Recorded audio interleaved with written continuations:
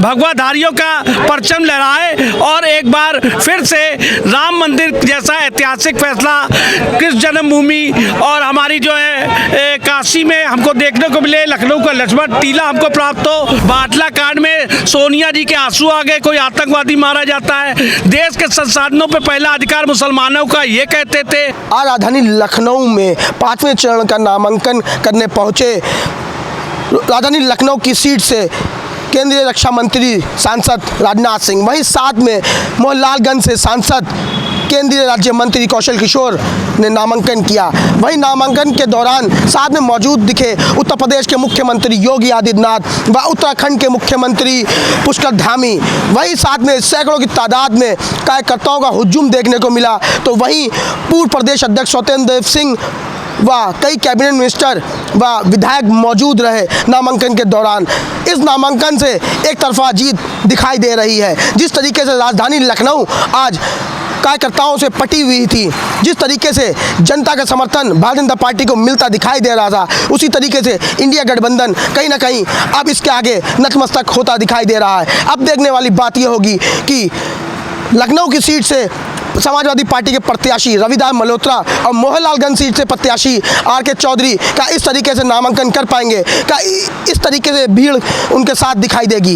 देखिए, आज का जो नामांकन है वो मोहनलालगंज की जनता ने कराने आई थी नामांकन। मोहनलालगंज के मतदाता नामांकन कराने आए थे। मैं सब उन लोगों को बधाई देता हूँ। पिछले बार से ज़्यादा मतों से भारतीय जनता पार्टी को वोट दे करके, चाहे अपना दल के लोग हों, चाहे राष्ट्रीय लोकदल के लोग हों, चाहे ओम प्रकाश राजभर की पार्टी के लोग हों और चाहे सुहेल देव पार्टी के लोग हों, सभी लोग मिलकर जनता पार्टी के लिए जनता खड़ी हो गई है। देश की जनता, सभी समाज, सभी धर्म के लोग बीजेपी के साथ खड़े हैं। विकसित भारत, आत्मनिर्भर भारत बनाने के लिए, सभी को रोजगार देने के लिए, सभी को हक और अधिकार दिलाने के लिए हम लोग चुनाव के मैदान में 400 से ज़्यादा सीटें भारतीय जनता पार्टी जीत करके आएगी और 370 से ज़्यादा सीटें बीजेपी जीत करके आ रहे हैं भगवाधारी।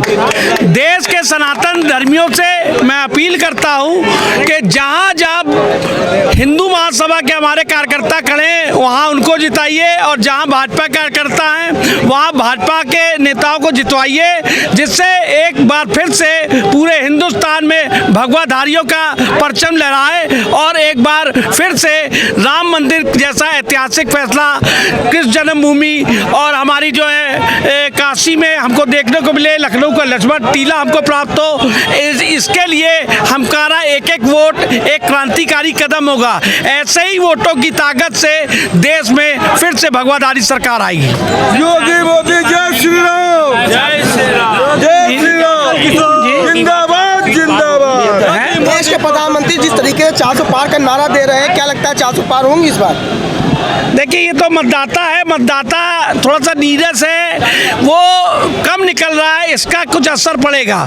मैं सभी मतदाताओं से अपील करता हूँ अपने मत का प्रयोग अवश्य करें, घर से निकले, कैंडिडेट को मत देखिए आप आदरणीय मोदी जी को देखिए, क्योंकि अगर मोदी जी के पास 4 सांसद कम होंगे, राज्यसभा में सांसद कम होंगे तो देश में कानून बनाने की शक्ति कमजोर पड़ेगी। तो एक एक वोट एक एक चोट है जो सनातन विरोधी हो उनके लिए। तो आप घर से अवश्य निकलिए, आपका मत है, आप जिसको उचित समझे दें, लेकिन मैं तो यही अपील करूंगा देश में भगवाधारी सरकार के समर्थन में मत दें आप सब लोग और घर से अवश्य निकले। जिस तरीके से राहुल गांधी और अखिलेश यादव कह रहे हैं भारतीय जनता पार्टी ने जनता को छला है, इस बार 80 की 80 सीटों पे इनका खाता नहीं खुलने वाला है। देखिए, अखिलेश यादव जी ने क्या किया था, जब इनको उत्तराधिकार में उत्तर प्रदेश का मुख्यमंत्री का पद मिला था तो इन्होंने कब्रिस्तान की बाउंड्री को बनवाई, इन्होंने उर्दू को द्वितीय राजभाषा घोषित कराया, इन्होंने मौलवी मौलानाओं को सैलरी देने का काम किया,